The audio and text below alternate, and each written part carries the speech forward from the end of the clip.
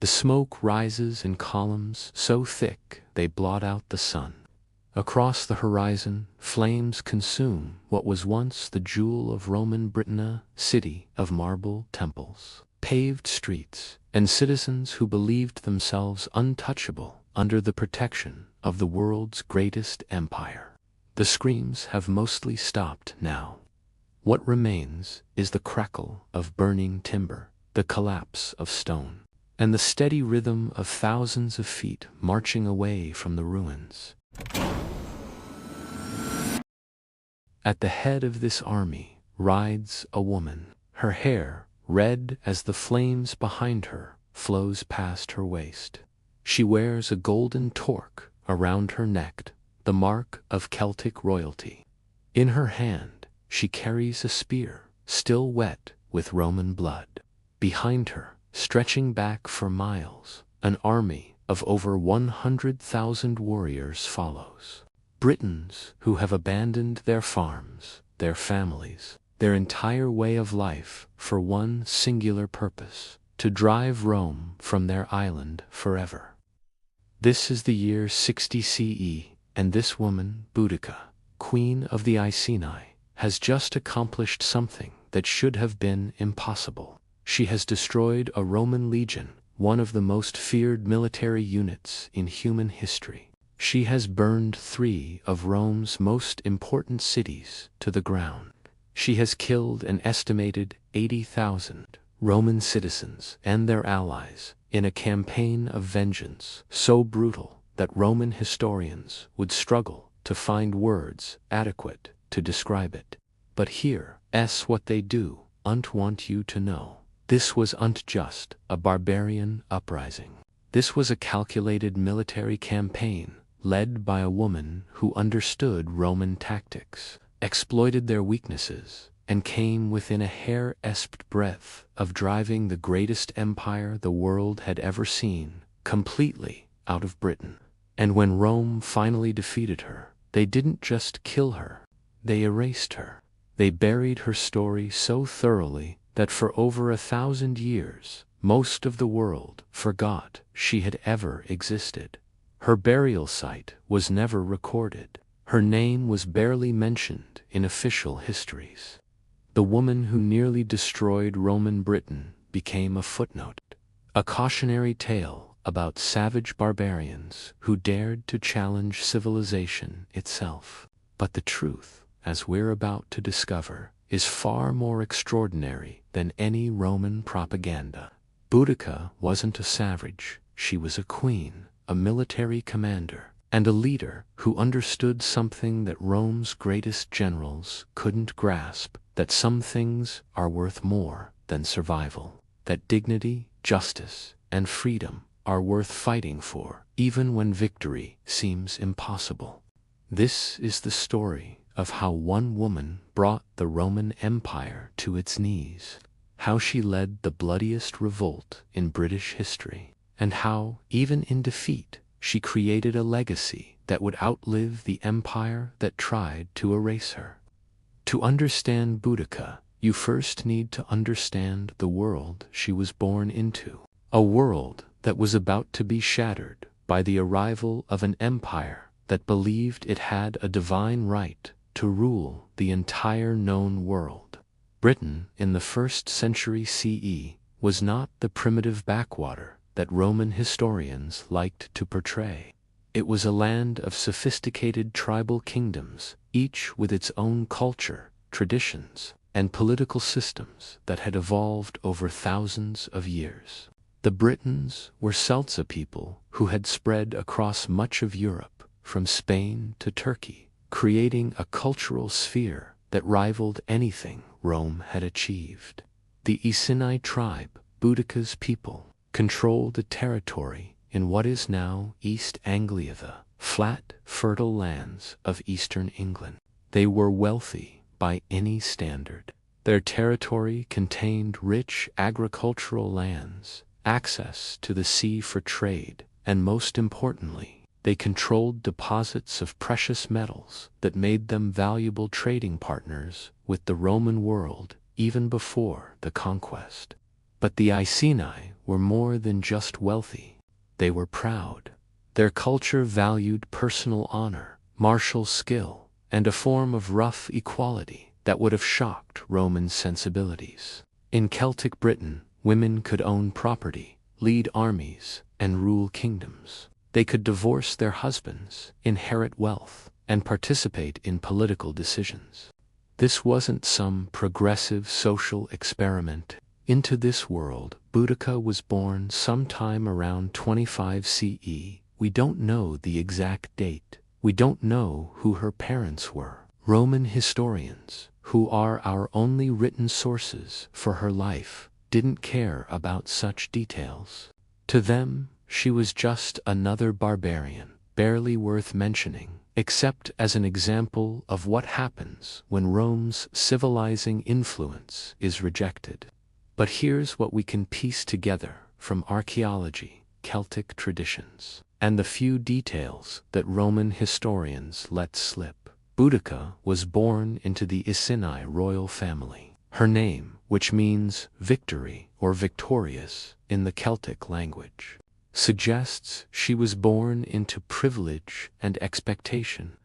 In Celtic society, names weren't just label, they were prophecies, declarations of what a person was meant to become. She would have been educated in the traditions of her people. Celtic nobility didn't just learn to manage estates and conduct diplomacy.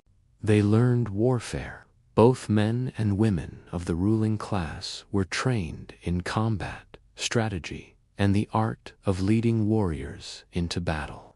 This wasn't unusual in Celtic culture, it was expected. By the time Boudicca reached adulthood, she would have been fluent in multiple languages, her native Celtic tongue, certainly, but also Latin, the language of trade and diplomacy with the Roman world. She would have understood Roman customs, Roman military tactics, and Roman political systems. This knowledge would prove crucial in the years to come. Sometime in her 20s, Boudicca married Prasutagus, the king of the Iceni. This wasn't just a political marriage, though it certainly had political dimensions. Celtic marriages among the nobility were partnerships in a way that Roman marriages could never be. Prasutagus and Boudicca ruled together, made decisions together, and when the time came, would face Rome's betrayal together. They had 2 daughters. We don't know their names. Roman historians didn't bother to record them. But these 2 girls, whose names are lost to history, would become the catalyst for one of the bloodiest revolts the Roman Empire ever faced. But to understand how we got there, we need to understand what happened when Rome came to Britain, and why the arrangement that Prasutagus made with the empire contained the seeds of its own destruction. The Roman invasion of Britain began in 43 CE under the Emperor Claudius. It wasn't Rome's first attempt. Julius Caesar had raided the island twice, in 55 and 54 BCE. But those were little more than glorified reconnaissance missions. The real conquest began under Claudius, who needed a military victory to legitimize his rule. The invasion force was massive by ancient standards, 4 legions, plus auxiliary troops, totaling around 40,000 men.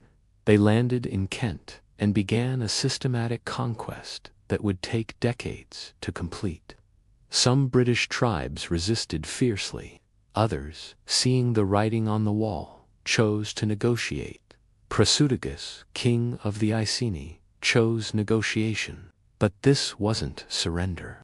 It was a calculated political decision based on a realistic assessment of Rome's military superiority. Rather than face certain defeat in open warfare, Prasutagus negotiated what the Romans called a client kingdom arrangement. Here's how it worked. The Iceni would remain nominally independent. Prasutagus would continue to rule his people, collect taxes, and maintain his own military forces. In exchange, He would acknowledge Roman overlordship, pay tribute, and provide military support when Rome required it. It was a compromise that allowed the Iceni to maintain their culture, their traditions, and their dignity while avoiding the devastation of conquest. For nearly 2 decades, this arrangement worked. The Iceni prospered under Prasutagus' rule. Trade with the Roman world brought new goods, new technologies, and new wealth. Roman merchants established trading posts in Iceni territory. Roman engineers built roads that connected Iceni lands to the broader imperial economy.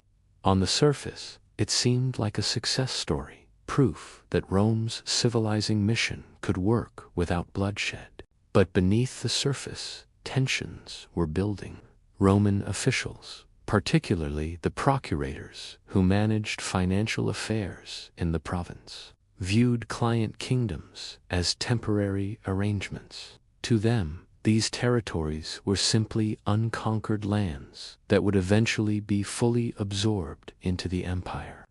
They began treating Prasutagus and other client kings not as allies, but as subjects who hadn't yet realized their true status. Roman tax collectors became increasingly aggressive. Roman merchants began using predatory lending practices, offering loans to British nobles at interest rates that made repayment nearly impossible. When borrowers couldn't pay, Romans would seize their lands, their property, even their family members as slaves. This was unofficial Roman policy, was the inevitable result of putting profit-seeking individuals in positions of power over people they viewed as inferior. Boudicca watched all of this unfold. As queen, she was intimately involved in the governance of the Iceni kingdom. She sat in on diplomatic meetings with Roman officials. She witnessed the gradual erosion of her people's autonomy. She saw how Roman arrogance and greed were poisoning the relationship that Prasutagus had worked so hard to maintain. But here's what made Boudicca different from other Celtic nobles who found themselves in similar situations. She understood both worlds. She could speak to Roman officials in their own language, using their own cultural references and diplomatic protocols. But she also understood, in a way that Romans never could, what these changes meant for her people. In Celtic culture, land wasn't just property, it was identity. The relationship between a tribe and its territory was spiritual, ancestral, and fundamental to who they were as a people. When Romans seized Iceni lands to pay fabricated debts, they weren't just taking property. They were attacking the very foundation of Iceni identity. Similarly, in Celtic culture, personal honor wasn't just a nice ideal, it was the currency of social relationships. A person's word, their reputation, their treatment of others, these things determined their place in society. When Roman officials broke agreements, treated British nobles with contempt, and used legal technicalities to justify what was essentially theft, they were committing offenses that Celtic culture considered unforgivable. Boudicca understood all of this. She also understood that Rome's power was real, that open resistance would be suicidal, and that the best hope for her people was to maintain the client kingdom arrangement while working to reform the worst abuses from within the system. She was about to learn that Rome had no interest in reform, and that sometimes the only choice left is between submission and resistance, no matter how impossible the odds. Prasutagus died in 60 CE. The exact cause of his death isn't recorded. It may have been illness, old age, or injury. What matters is what happened next. Prasutagus, knowing that his death would create a succession crisis, had tried to protect his family and his kingdom through his will. In a move that showed both political sophistication and tragic naivety, He left half his kingdom to the Roman Emperor Nero and half to his 2 daughters. His reasoning was sound by Celtic standards. By making the emperor a co-heir, he was ensuring that Rome had a vested interest in protecting the Iceni kingdom. By leaving the other half to his daughters, he was preserving the royal line and ensuring that the Iceni would continue to be ruled by their own people. In Celtic law, this was a perfectly reasonable arrangement. Women could inherit property and rule kingdoms. Protagus's daughters were legitimate heirs, but Roman law didn't work that way. Under Roman law, women couldn't inherit property independently. Client kingdoms weren't hereditary. They existed at the pleasure of the emperor and could be dissolved at any time. And most importantly, Roman officials in Britain saw Protagus's death not as a succession crisis to be managed, but as an opportunity to be exploited. The procurator Cotus Dicinus, the Roman official responsible for financial administration in Britain, decided that Protagus's death meant the end of the client kingdom arrangement. The entire Iceni territory would be annexed directly into the Roman province. All debts that Protagus had incurred, many of them fabricated or inflated by corrupt Roman officials, would be called in immediately. The royal family's property would be seized to pay these debts. When Boudicca protested, citing the terms of her husband's will and the agreements that had governed the client kingdom for nearly 2 decades, Cotus Dicinus's response was brutal and calculated to send a message. Roman soldiers were sent to the Iceni royal household. They seized property, confiscated wealth, and began treating the Iceni nobility not as allies, but as conquered subjects. When Boudicca continued to protest, asserting her rights as queen and her daughters' rights as heirs, the Romans decided to teach her a lesson about what happened to barbarians who forgot their place. Boudicca was publicly flogged, stripped, bound, and whipped in front of her own people. This wasn't just punishment, it was humiliation designed to break her spirit and demonstrate to the Iceni that their queen had no power, no protection, and no dignity that Rome was bound to respect. But the Romans didn't stop there. Boudicca's 2 daughters, teenage girls whose names we don't even know, were raped by Roman soldiers. Again, this wasn't random violence, it was calculated brutality designed to send a message. In Celtic culture, the honor of noble women was sacred. By assaulting Protagus's daughters, the Romans were declaring that no Briton, no matter how highborn, was safe from Roman power. Here's what the Romans did understand. They had just made the worst tactical mistake in the history of their occupation of Britain. They thought they were crushing resistance. What they actually did was create a martyr, a symbol, and a leader who now had nothing left to lose. Boudicca had spent 2 decades watching Rome gradually strangle her people's autonomy. She had counseled patience, negotiation, and working within the system. She had believed that the client kingdom arrangement, despite its flaws, was better than the alternative of open warfare.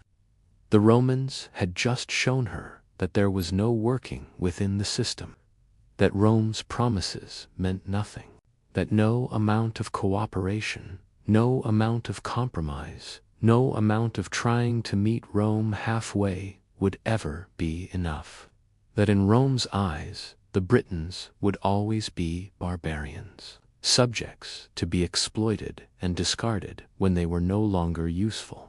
The decision that Boudicca made in the aftermath of this assault would change the course of British history. She could have accepted her humiliation, retreated into private life, and allowed the Romans to complete their annexation of Iceni territory. Many people in her position would have done exactly that. The alternative was suicidal open rebellion against the most powerful military force in the world. But Boudicca didn't choose survival. She chose dignity. She chose justice. And she chose to make Rome pay for what they had done, even if it cost her everything. The first step was building a coalition. The Iceni alone couldn't challenge Rome. They numbered perhaps 50,000 people total, including women, children, and elderly. To have any chance of success, Boudicca needed to unite multiple tribes under a single banner. She began with the Trinovantes, a powerful tribe whose territory bordered the Iceni lands to the south. The Trinovantes had their own grievances against Rome. Their capital, Camulodunum, modern Colchester, had been seized by the Romans and turned into a colony for retired legionaries. These Roman veterans had been given land confiscated from the Trinovantes, and they treated the native Britons with contempt and cruelty. But here's what made Boudicca's coalition building remarkable. She didn't just appeal to tribal grievances. She created a narrative that transcended individual tribal interests. She framed the rebellion not as an Iceni uprising, but as a British uprising.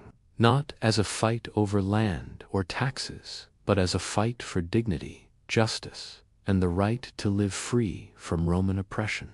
In Celtic culture, this kind of pan-tribal unity was almost unprecedented. The Britons were fiercely tribal, with centuries of intertribal rivalries and conflicts.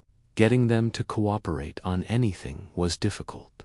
Getting them to unite under a single leader for a coordinated military campaign should have been impossible. But Boudicca managed it. Within months of her assault, she had assembled a coalition that included not just the Iceni and Trinovantes, but warriors from tribes across southern and eastern Britain. The exact size of her army is debated by historians, but ancient sources suggest it numbered over 100,000 warriors, an enormous force by ancient standards. But numbers alone wouldn't be enough to defeat Rome. Boudicca needed a strategy. And here's where her understanding of Roman military tactics became crucial.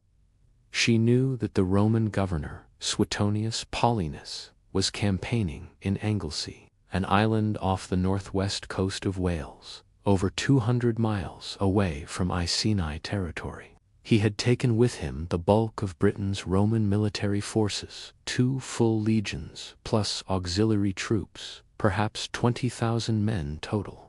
This meant that southern and eastern Britain were defended by only a skeleton force, the 9th Legion, stationed at Longthorpe near modern Peterborough, and various auxiliary units scattered across the province. If Boudicca moved quickly, she could strike before Suetonius could return with his main army. Her first target was obvious: Camulodunum, the Roman colony that had been built on confiscated Trinovantes land. The city was a symbol of everything the Britons hated about Roman occupation. A settlement of arrogant veterans who treated the native population as servants and slaves, built on land that had been stolen from its rightful owners. But Camulodunum was also strategically important.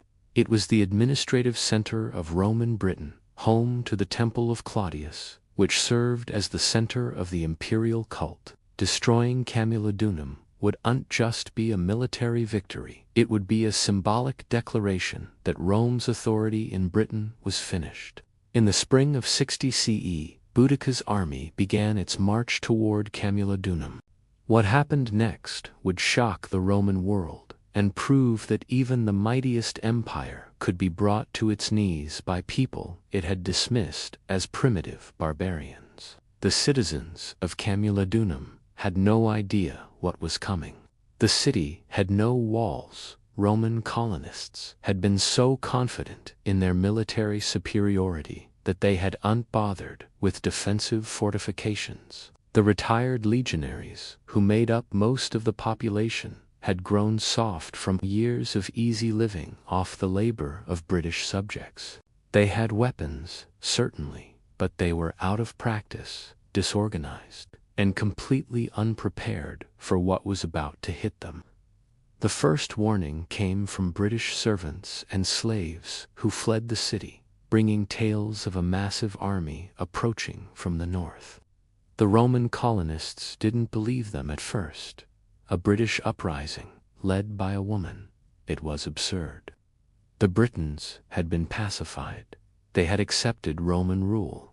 This was probably just some minor disturbance that would be put down by the local garrison. They sent messengers to the procurator Cotus Dicinus, asking for military support. Dicinus, the same official whose brutality had sparked the rebellion, sent exactly 200 poorly armed men. It was an insult disguised as assistance, a token force that demonstrated how little Rome thought of the threat. Then the omens began. According to the Roman historian Tacitus, strange things started happening in Camulodunum in the days before Boudicca's arrival. The statue of Victory in the temple of Claudius fell over for no apparent reason. Women in the colony began having visions of destruction and death. The sea turned blood-red. Phantom shapes appeared in the theater at night. We can dismiss these as superstitious nonsense, or we can recognize them for what they probably were. Signs of the psychological terror that was spreading through the Roman population as they began to realize that something unprecedented was happening. The Britons they had oppressed for 2 decades were coming for revenge, and there was nothing they could do to stop it. When Boudicca's army finally appeared on the horizon, the Romans understood that they were doomed. Over 100,000 warriors, many of them mounted on chariots, stretched across the landscape as far as the eye could see. The sound of their war horns, their battle cries, and the thunder of thousands of feet and hooves must have been terrifying. The Romans barricaded themselves in the temple of Claudius, the largest and most defensible building in the city. It was a futile gesture. Boudicca's forces surrounded the temple and began a siege that lasted 2 days. When the Britons finally broke through, they showed no mercy. Every Roman in Camulodunum was killed. Men, women, children, it didn't matter. The city was burned to the ground so thoroughly that archaeologists have found a layer of red, burned clay nearly a foot thick across the entire site. The Temple of Claudius, the symbol of Roman authority in Britain, was demolished stone by stone. But here's what's important to understand. This wasn't mindless savagery. This was calculated terror, designed to send a message. Boudicca wanted every Roman in Britain to understand that the old order was finished, that the Britons would no longer accept occupation, exploitation, or humiliation, that Rome's vaunted military superiority meant nothing when faced with a people who had been pushed beyond the point of caring about their own survival. News of Camulodunum's destruction reached the 9th Legion at their fortress in Longthorpe. The legion's commander, Quintus Petilius Cerealis, immediately marched south with his available forces, perhaps 2,000 to 3,000 legionaries, plus auxiliary cavalry. Cerealis was a competent commander, but he made a fatal mistake. He underestimated his enemy. He assumed he was facing a disorganized mob of barbarians who would scatter at the first sight of Roman discipline and training. He marched his forces directly toward Boudicca's army, expecting to crush the rebellion with a single decisive engagement. Boudicca was waiting for him. She had positioned her forces along the route she knew the Romans would take, and when Cerealus's column came into view, she sprung her trap. The Britons attacked from multiple directions simultaneously, using their superior numbers and knowledge of the terrain to overwhelm the Roman formation. The legionaries, trained to fight in organized units with mutual support, found themselves isolated and surrounded. The auxiliary cavalry, which should have provided reconnaissance and flank protection, was swept away in the first minutes of the battle. What followed was a massacre.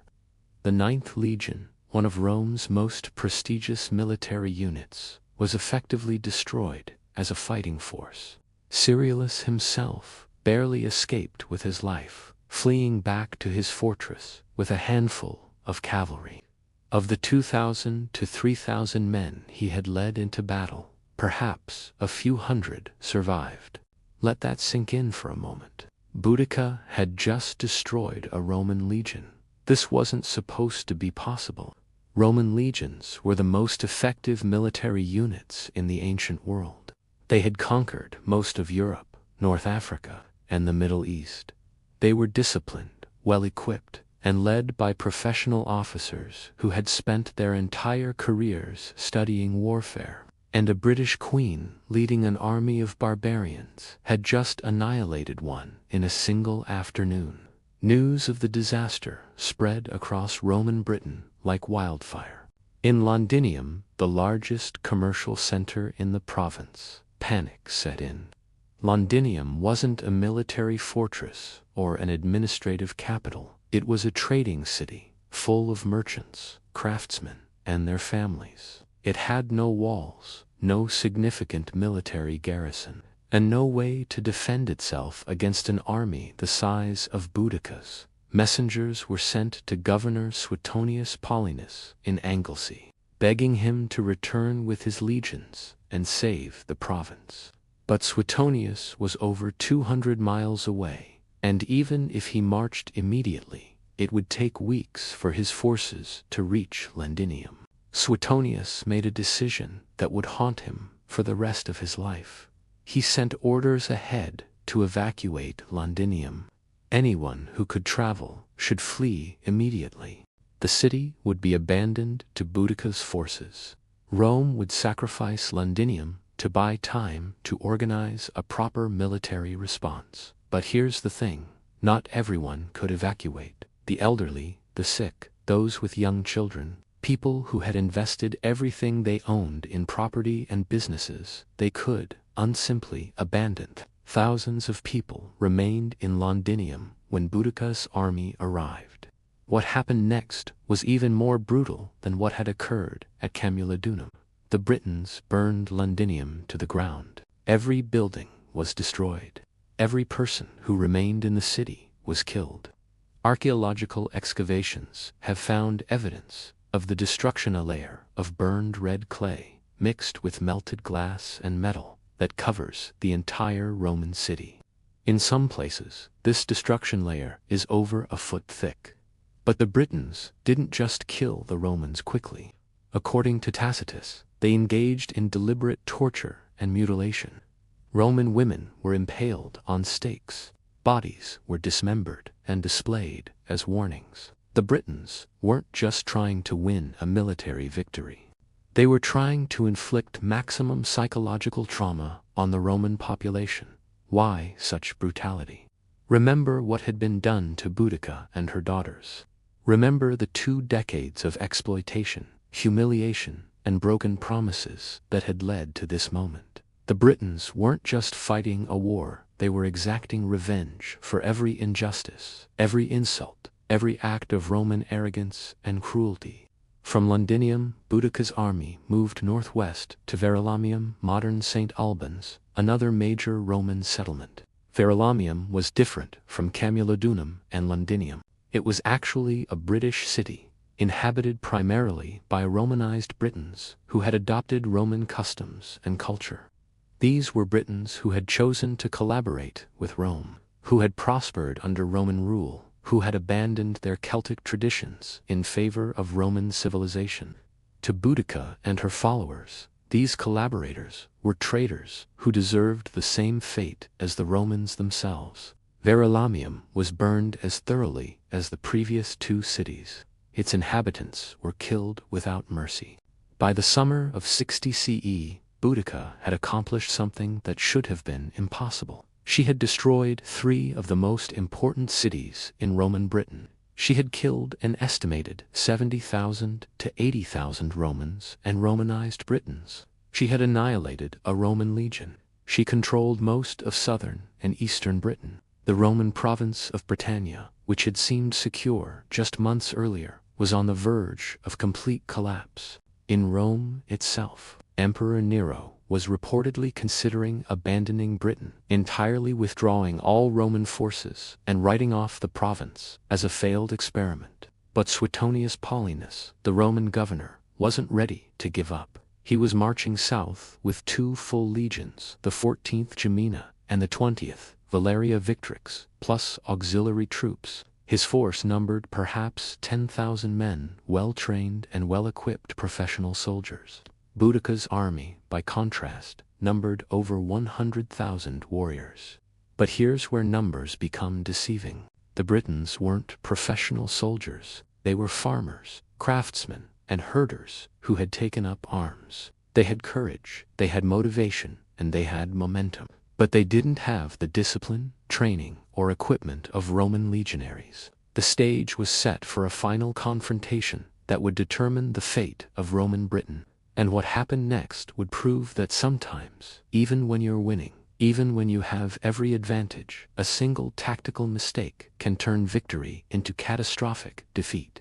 Suetonius Paulinus was one of Rome's most experienced military commanders. He had spent decades fighting in some of the empire's most challenging campaigns. He understood that he was facing a crisis that could end his career, destroy Rome's hold on Britain, and potentially spark rebellions across the empire. But he also understood something that Boudicca didn't, that in ancient warfare, discipline and training could overcome even massive numerical superiority if the battle was fought on the right terms. Suetonius had perhaps 10,000 men under his command.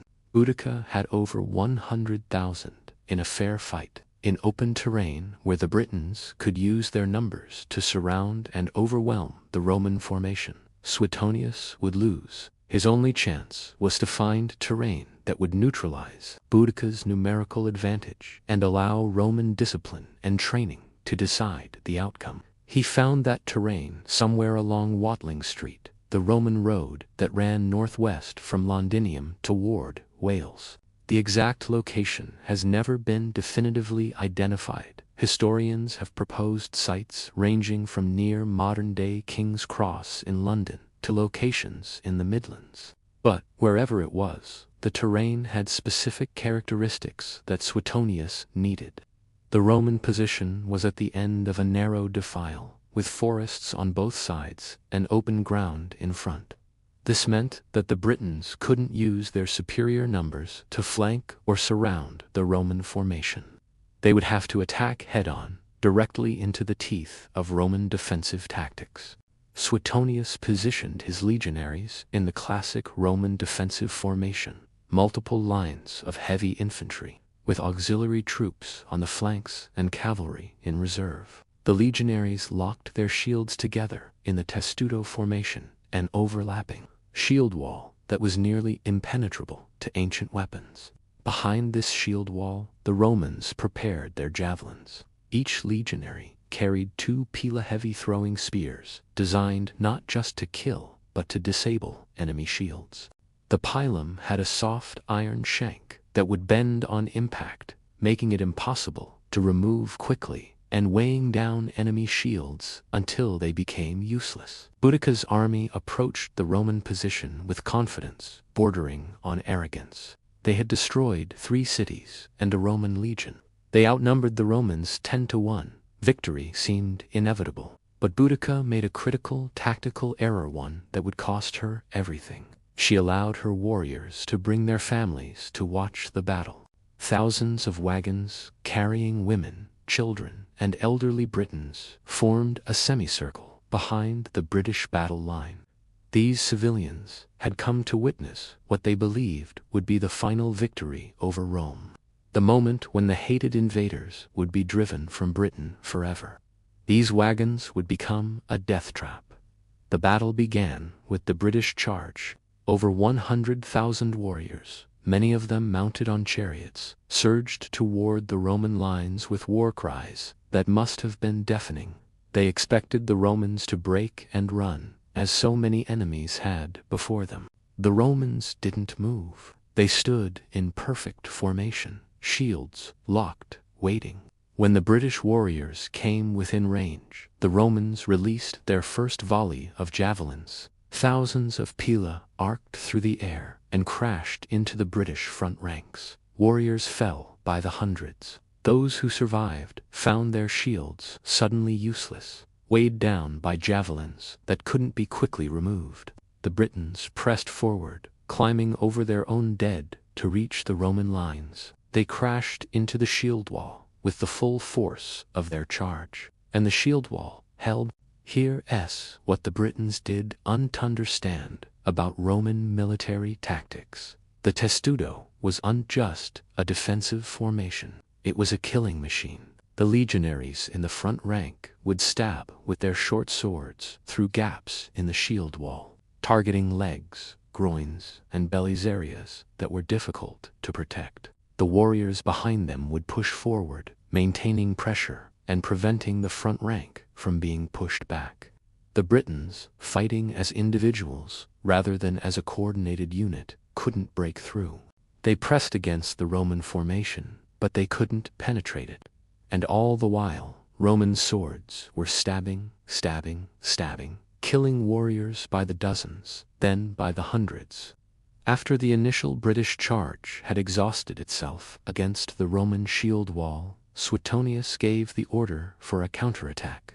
The Roman formation began to advance, pushing forward in a wedge that drove into the heart of the British army.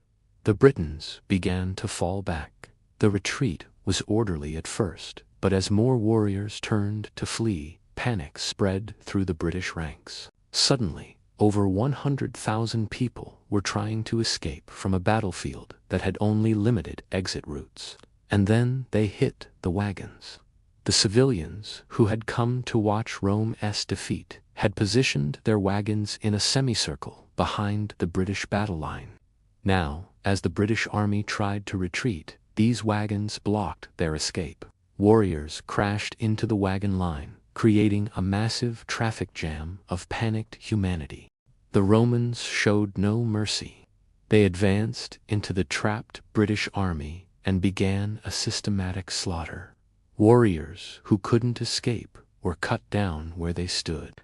Civilians who had come to watch the battle were killed alongside the fighters. The Romans made no distinction between combatants and non-combatants. Everyone was an enemy. Everyone was a rebel. Everyone would die. According to Tacitus, 80,000 Britons were killed in the battle and its aftermath. The Romans lost approximately 400 men. These numbers are probably exaggerated. Ancient historians had a tendency to inflate casualty figures for dramatic effect. But even if we cut these numbers in half, we're still talking about a catastrophic defeat for the Britons. Boudicca survived the battle. She escaped from the field with a small group of followers and fled north, back toward Iceni territory. But she knew that her cause was lost. The rebellion that had seemed on the verge of driving Rome from Britain had been crushed in a single afternoon. What happened next is disputed by ancient sources. According to Tacitus, Boudicca took poison rather than face capture by the Romans. Cassius Dio, writing over a century later, claims she died of illness. We'll never know for certain. What we do know is that Boudicca disappeared from history after the battle. Her burial site was never recorded. No monument marked her grave. The Romans, having defeated her militarily, now set about defeating her historically, erasing her from the record as thoroughly as they had destroyed her army. The decision to take poison, if that's indeed what Boudicca did, wasn't cowardice. It was a final act of defiance. In Celtic culture, how you died mattered as much as how you lived. To be captured by the Romans would have meant public humiliation, being paraded through the streets of Rome in chains, displayed as a trophy before being ritually strangled in a public execution. Boudica had already been humiliated once, flogged in front of her own people. She had watched her daughters be assaulted by Roman soldiers. She had spent months fighting to restore her dignity and the dignity of her people. To allow herself to be captured and humiliated again would have negated everything she had fought for. By choosing death on her own terms, Boudicca maintained control over the one thing the Romans could untake from her, the manner of her death. She died free, undefeated in spirit if not in fact, and she denied Rome the propaganda victory of displaying a captured British queen. But here's what makes Boudicca's final choice even more significant. She chose death, knowing that it would end any hope of continued resistance. With her alive, the rebellion might have continued as a guerrilla campaign. British warriors might have rallied to her banner for years, making Roman occupation of Britain costly and difficult. By dying, Boudicca ended the rebellion cleanly. She prevented years of futile resistance that would have resulted in even more British deaths. She chose to sacrifice herself and her cause to save her people from further devastation. This wasn't the decision of a savage barbarian driven by mindless rage. This was the decision of a leader who understood that sometimes the most responsible thing you can do is accept defeat and prevent further bloodshed. The Romans, of course, didn't see it that way. To them, Boudicca's death was simply the inevitable end of a foolish rebellion. They had proven, once again, that Rome's military superiority was absolute, that barbarians who challenged the empire would always be crushed, that civilization would always triumph over savagery. But if Rome's victory was so complete, why did they work so hard to erase Boudicca from history? The Roman historians who wrote about Boudicca, primarily Tacitus and Cassius Dio, couldn't simply ignore her. The rebellion had been too significant, the destruction too extensive, the threat to Roman Britain too real. But they could control how she was remembered. Tacitus, writing about 50 years after the rebellion, provides the most detailed account. But his description of Boudicca is revealing in what it emphasizes. He describes her as huge of frame, terrifying of aspect, and with a harsh voice. He notes that she had a great mass of bright red hair that fell to her hips. He emphasizes her savage nature and the barbaric cruelty of her followers. These descriptions weren't neutral observations. They were carefully crafted to portray Boudicca as fundamentally other, not just an enemy, but a violation of natural order. In Roman culture, women were supposed to be modest, domestic, and subordinate to male authority. A woman who led armies, who commanded men, who challenged Rome's power, was by definition monstrous. Cassius Dio, writing over a century after the rebellion, goes even further. His account emphasizes the sexual violence committed by Boudicca's followers against Roman women, describing tortures and mutilations in graphic detail. He portrays the rebellion not as a response to Roman injustice, but as an explosion of barbarian savagery that threatened to destroy civilization itself. But here's what's interesting. Both Tacitus and Dio also include details that undermine their own propaganda. Tacitus admits that the rebellion was sparked by Roman brutality, the flogging of Boudicca, and the rape of her daughters. He acknowledges that Roman officials had been exploiting the Britons through predatory lending and illegal land seizures.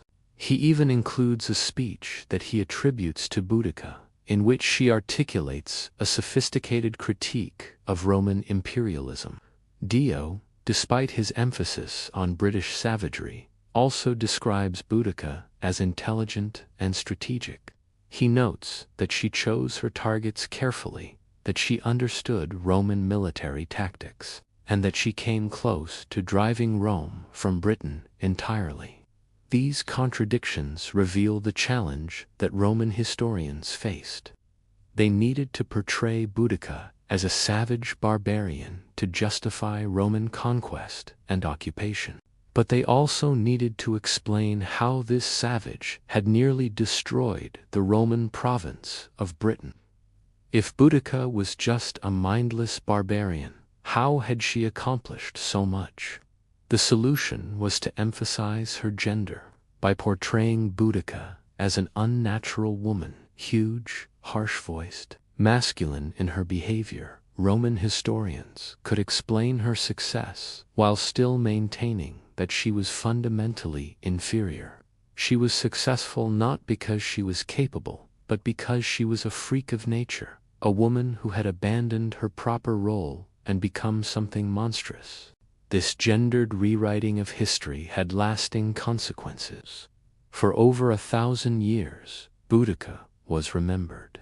When she was remembered at all, as a cautionary tale about what happens when women step outside their proper sphere. She was a villain, a savage, a threat to civilization itself. But the Romans made one critical mistake in their attempt to erase Boudicca. They couldn't erase the physical evidence of what she had accomplished. The burned layers in Colchester, London, and St. Albans remained silent testimony to the scale of the destruction. The defeat of the 9th Legion was a matter of military record that couldn't be hidden. The near collapse of Roman Britain was too significant to be completely buried. And in Britain itself, among the Celtic peoples who had fought alongside Boudicca, the memory of the rebellion was preserved in oral tradition.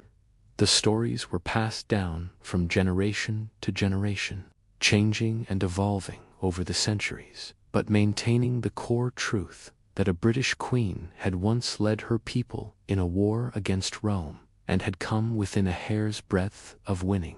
For over 1,000 years after her death, Boudicca existed in a strange historical limbo. She was too significant to be completely forgotten, but too dangerous to be celebrated. Medieval chroniclers mentioned her occasionally, usually as an example of British resistance to foreign invasion.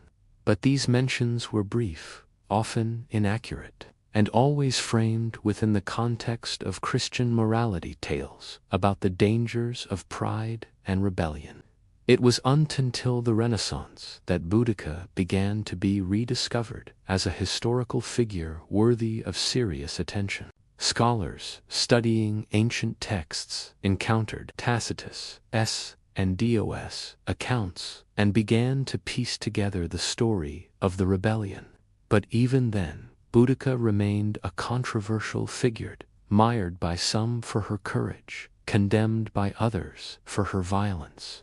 The real transformation of Boudicca's reputation came during the Victorian era. In the 19th century, as Britain was building its own empire and grappling with questions about national identity, Boudicca was rediscovered and reinvented as a symbol of British resistance to tyranny. The Victorians loved Boudicca. She fit perfectly into their narrative of British exceptionalism, a brave queen defending her people against foreign oppression.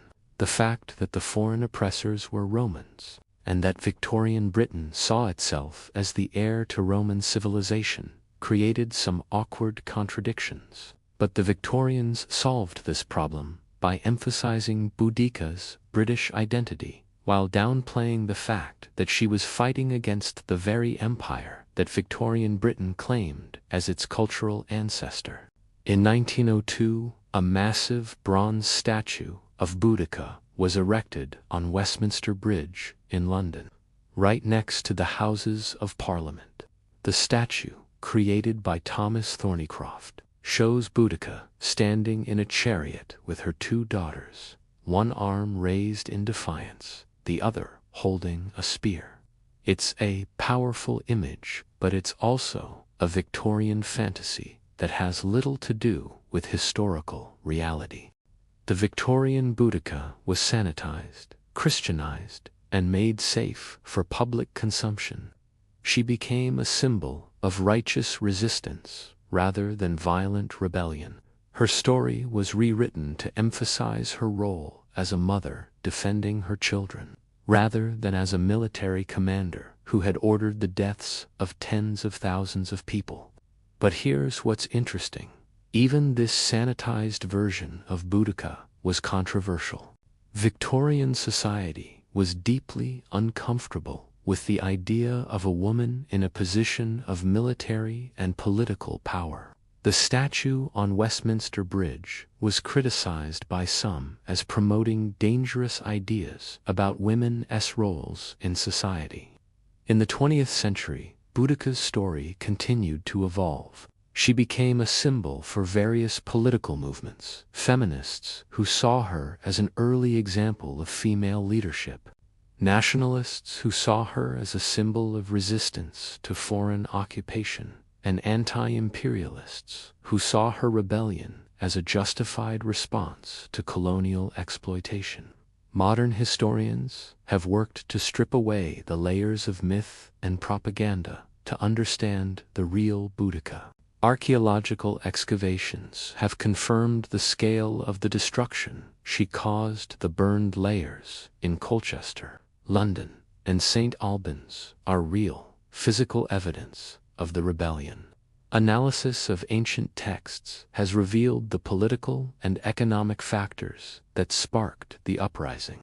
Comparative studies of Celtic culture have helped us understand Boudicca's actions within their proper cultural context.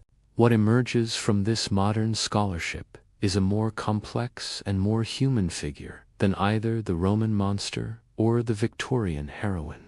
Boudicca was a capable leader who understood both Celtic and Roman culture. She was a skilled military commander who exploited Roman weaknesses and came close to achieving an impossible victory. She was also a person who made mistakes, tactical errors that cost her the final battle, and strategic decisions that resulted in the deaths of thousands of innocent people. But perhaps most importantly, modern scholarship has revealed that Boudicca's rebellion, despite its ultimate failure, had lasting consequences for Roman Britain. After the rebellion was crushed, Roman policy toward the Britons changed significantly. The worst abuses of the procurators were curtailed. Client kingdoms were treated with more respect. The Romans realized that they couldn't simply exploit and humiliate the Britons without consequences. In other words, Boudicca's rebellion, even in defeat, achieved something significant. It forced Rome to recognize that the Britons were people who deserved to be treated with basic dignity and respect. It established limits on Roman power that wouldn't have existed otherwise. So what does Boudicca's story mean for us today, over 2,000 years after her death? On one level, it's a reminder that history is written by the victors, but that the victors can't completely control the narrative. Rome defeated Boudicca militarily and tried to erase her from history, but they failed. The physical evidence of her rebellion remained. The memory of her resistance survived in oral tradition, and eventually historians were able to piece together the truth of what she accomplished. On another level, Boudicca's story is about the cost of injustice. The Romans thought they could exploit the Britons indefinitely, that they could break agreements, seize property, and humiliate British leaders without consequences. They were wrong. The rebellion that Boudicca led cost Rome tens of thousands of lives, 3 major cities, and nearly an entire province. It was a catastrophic failure of imperial policy that resulted directly from Roman arrogance and cruelty. But perhaps most importantly, Boudicca's story is about dignity. She could have accepted her humiliation and lived out her life in obscurity. She could have counseled her people to submit to Roman rule and hope for better treatment in the future. Instead, she chose to fight even though she knew the odds were against her. Even though she knew that defeat would likely mean her death, she chose dignity over survival. She chose justice over safety. She chose to make Rome pay for what they had done, even if it cost her everything. That choice resonates across the centuries. It speaks to something fundamental in human nature: the refusal to accept injustice, the willingness to fight for what's right even when victory seems impossible, the understanding that some things are worth more than life itself. Boudicca's rebellion failed. She died. Her army was destroyed, and Roman rule over Britain continued for another 350 years. By any practical measure, her resistance was futile. But here we are, over 2,000 years later, still talking about her, still inspired by her courage, still learning from her example. The empire that tried to erase her is gone, but her story survives. That's the real victory. Not the battles won or lost, not the cities burned or rebuilt, but the legacy that outlives the empire that tried to destroy it. If you're watching this video, you're discovering a story that powerful people once tried to bury. You're learning about a woman who challenged the greatest empire in the world and nearly won. You're connecting with a legacy of resistance that spans 2 millennia. That's worth remembering. That's worth preserving. That's worth sharing. So hit that subscribe button if you want to discover more stories like this, stories of forgotten leaders, erased civilizations, and people who changed history in ways that the history books tried to hide. Leave a comment and tell me what other forgotten leaders deserve to have their stories told. Who else challenged empires, defied expectations, and created legacies that survived attempts to erase them? Because here's the truth: history isn't just about the past. It's about understanding how we got here, what we can learn from those who came before us, and what their struggles can teach us about our own challenges. Boudicca's story reminds us that resistance is never futile, that dignity matters more than survival, and that even in defeat, you can create a legacy that outlives empires. The warrior queen Rome couldn't break is still here, still inspiring, still teaching us that some things are worth fighting for, no matter the cost. And that's a lesson that will never be erased. Please like the video and subscribe our channel for more Historiac real stories.